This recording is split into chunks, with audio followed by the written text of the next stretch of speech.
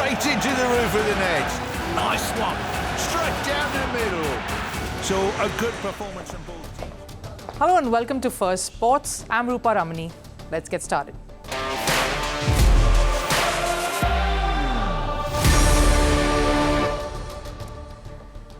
Right, on the show today, violence, drama, revenge and reload. It's redemption time for Kolkata at the Indian Premier League, and who better than Gautam Gambhir to lead the charge? Is Kolkata's Benjamin buttoning their way to IPL glory this season?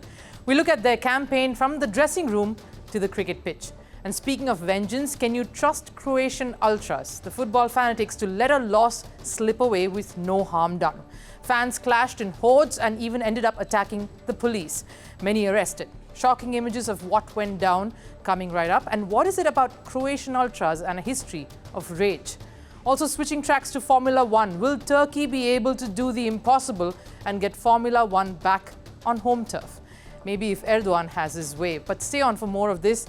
First up though, Sports 360.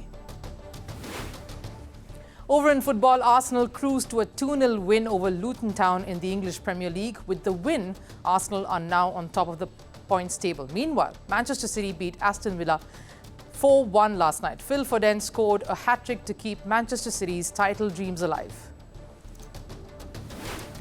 In tennis, former world number one Simona Halep has received a wild-card entry at the Madrid Open as well.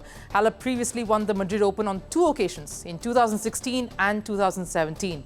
She, of course, is returning to competitive tennis just last month after her doping ban got revoked. This will be her second tournament on her comeback trail. In Formula One, four-time world champion Sebastian Vettel hinted that he might make a comeback to the sport. Vettel reportedly said that he was potentially in the market for a 2025 seat. Vettel also said he had a brief conversation with Mercedes boss Toto Wolff. With 100 days to go for the Paris Olympics, in a shocking move, French police removed dozens of migrants from the city. This included families with women and children under the age of 10. The migrants were sent to a temporary government housing in eastern France, all in an attempt to, quote-unquote, clean up the place for the Olympics. NFL star and Super Bowl winner Rashee Rice has admitted his involvement in the April 1st Texas hit-and-run case via his social media handle. Rice, who plays for Kansas City Chiefs, has assured his cooperation with the authorities in this regard. Two people had been injured in that car crash on Saturday. Rice was driving one of the cars.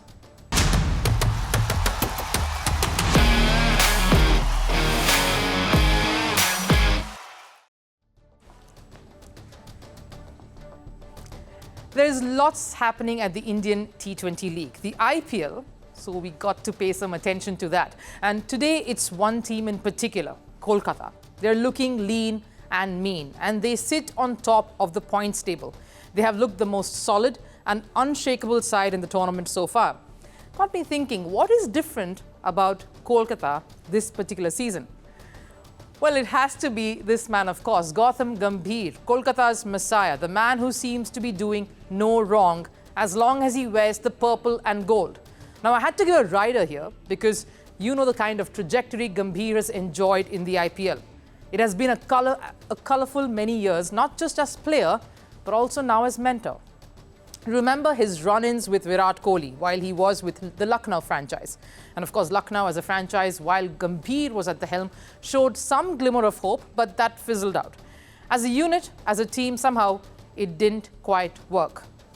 Gambhir, the player too, was just as hot-headed. Here is one cricketer turned commentator, now of course mentor, who has not really mellowed down so much with age. But Kolkata and Gambhir's love story has been just as fiery.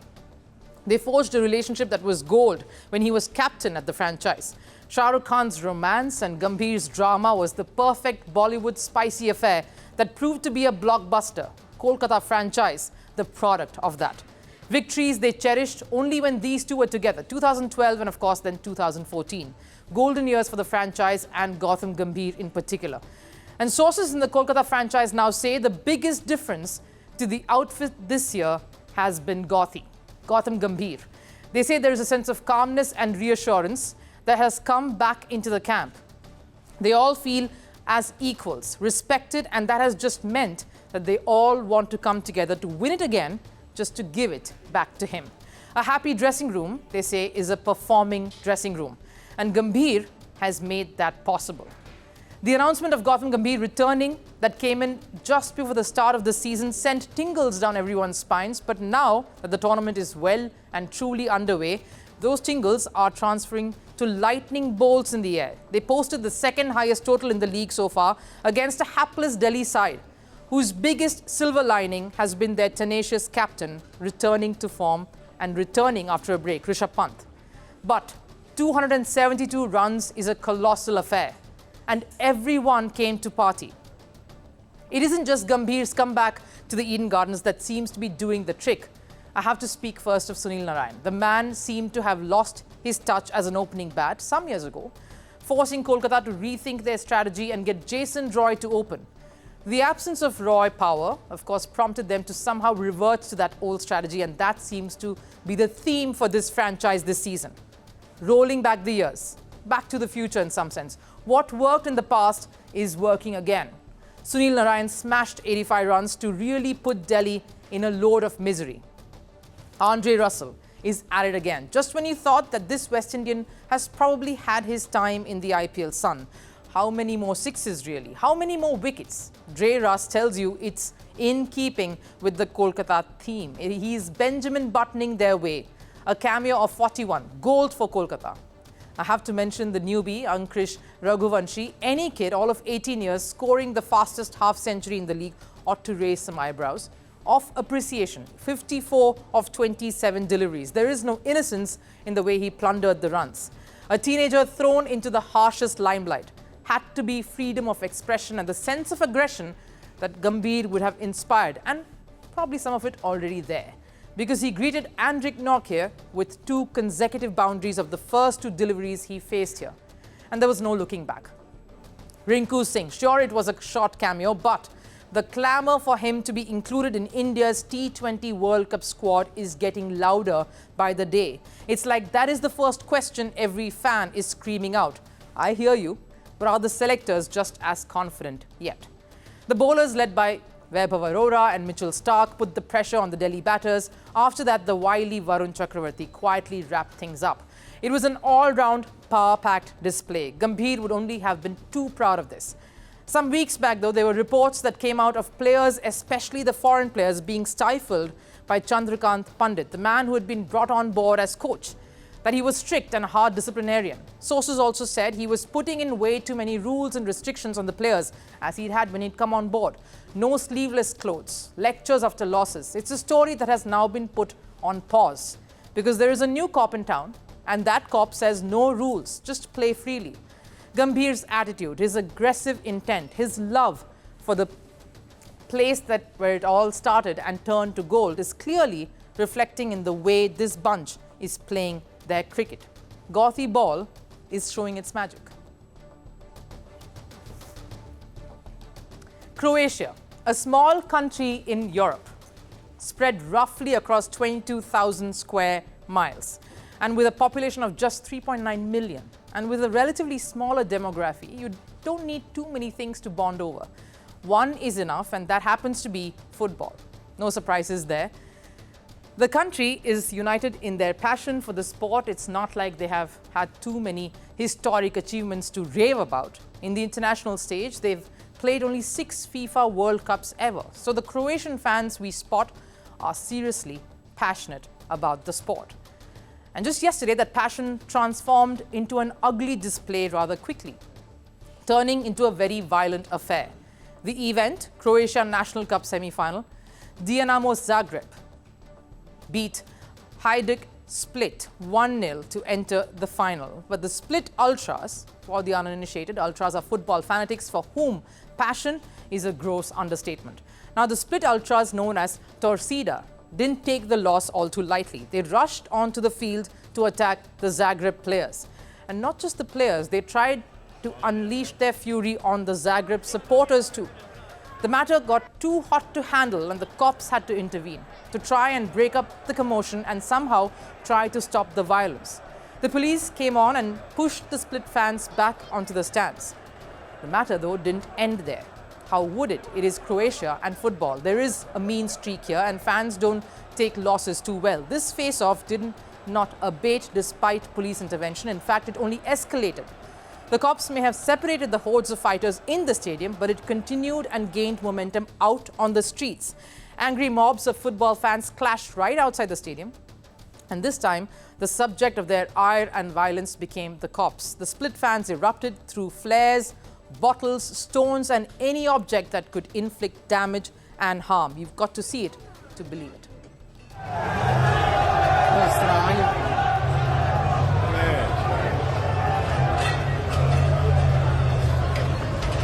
Ako je krenuo šibat, pošibat će i dobro. Pošibat će i dobro.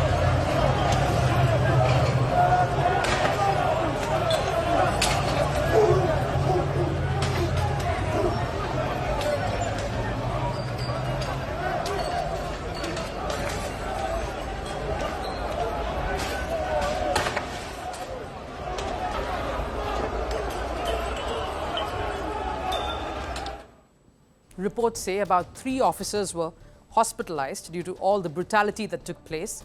The nature of their injuries, of course, isn't all too clear yet, but this was football frenzy at its peak that just went out of control.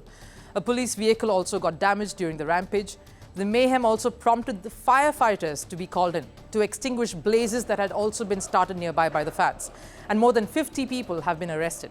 The city mayor, Ivica Puljak, was disheartened by this barbaric display over a football match. No justification for the violence.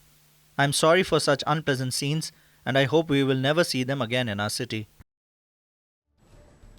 This is, of course, not Croatia's first brush with violence of this scale over football. And guess what? These very same fan clubs were involved before too. Torcida, the Split Ultras, and Bad Blue Boys, the Zagreb Ultras, have had a long-standing rivalry. From hatred to cooperation, ever since 1980s, and now it's back. The two clubs are the worst offenders when it comes to hooliganism and violence. The cities are separated by just 220 miles, but their rivalries are far-reaching. In May 2022, when Hajduk Split lost 3-1 to arch-rivals Dinamo Zagreb, it resulted in a massive violent face-off between fans. Cops got involved here too. Around 35 people were badly injured, 20 of them cops. Among those injured, 4 fans with bullet wounds. Many rioters were arrested back then too, close to 50 again. But this raging history is part of the Croatian football culture, the ethos. The Bad Blue Boys have had a rather violent streak. Dinamo Zagreb were playing AEK Athens in a Champions League qualifier in Greece. The year is 2023. The Bad Blue Boys were at it again. But this time they did not even wait for the game to start off, to begin their violence. They unleashed fury on AEK Athens supporters before the game, right during a practice session outside the stadium a day earlier. The fury resulted in more than 100 fans facing murder charges. A 29-year-old Greek fan was in fact stabbed to death. That match was postponed with no fan attendance when it finally took place. Even back in 2022, during Croatia's World Cup group stage clash against Canada, Croatian fans abused Canadian goalkeeper Milan Borjan. The matter turned ugly and Croatian Football Association finally was held responsible and they were fined $53,000 for what their fans had indulged in. Now, I understand the rivalry, I understand the passion fans have for their club, their country, but fanatic acts have no place in sporting landscape. The sporting equation is completely taken out. It goes beyond that realm into one of law and order. And what these fanatic groups are doing is tainting the image of a country. Many would think twice now before heading to Croatia to watch a football game if these acts continue unhindered and unregulated. Turkey, with its scenic beauty, unique cuisines, and the right sort of weather, is perfect setting for any sporting event. It's a pity, though, that there aren't any global sporting events that come to Turkey. The recent controversies plaguing football, volleyball, of violence permeating sport has also contributed to tainting the country's image in the sporting sphere. But Turkey wishes to change all of that with its attempts to make inroads back into Formula One, and the task lies in the hands of Istanbul Park Circuit, the former home of the Turkish Grand Prix. The drive comes from the top. Turkish President Tayyip Erdogan met with Formula One chief Mohammed Ben Sulayem. Key agenda: bring back the Turkish Grand Prix and the World Rally Championship. Can this truly happen? And if so, what would it mean for Turkey?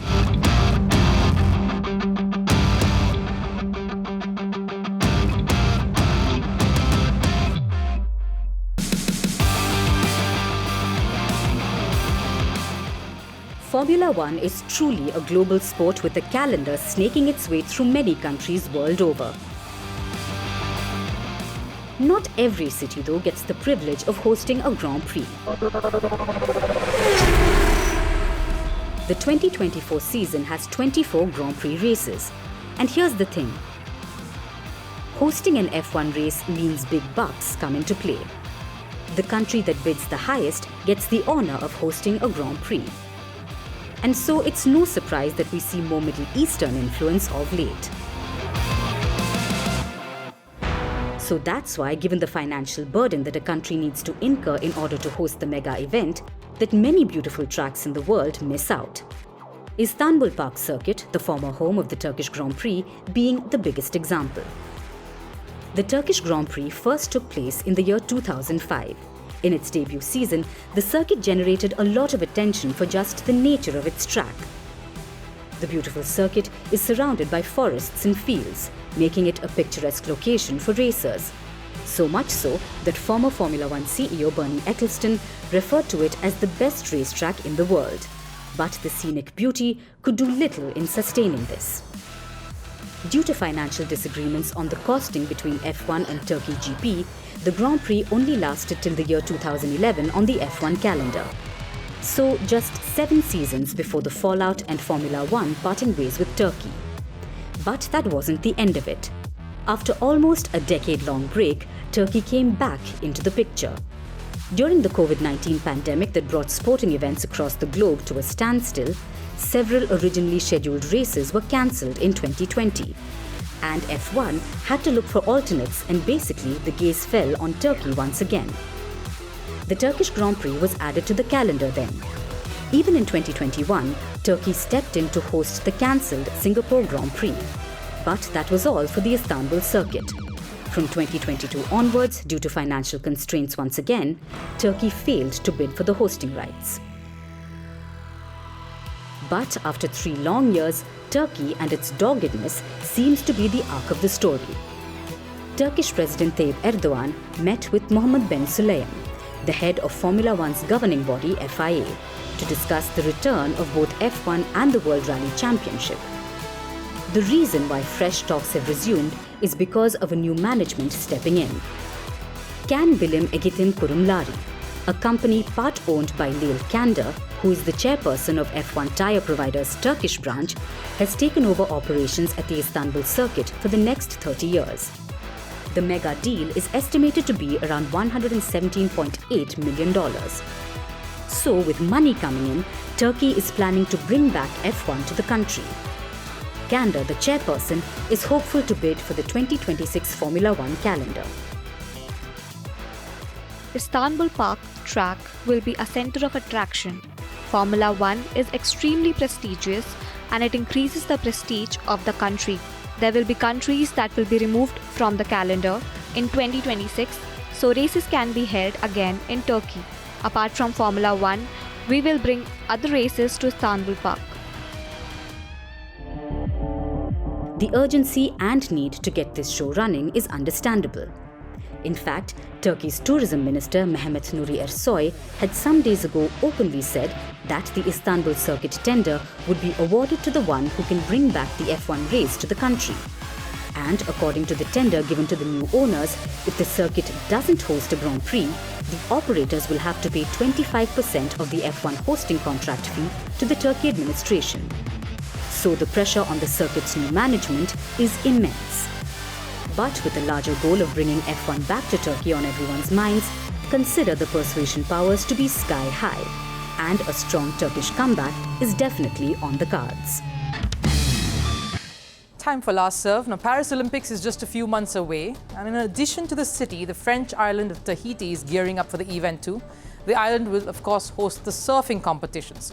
Take a look at the preps, even as the island continues to battle and be mired in its own share of controversies.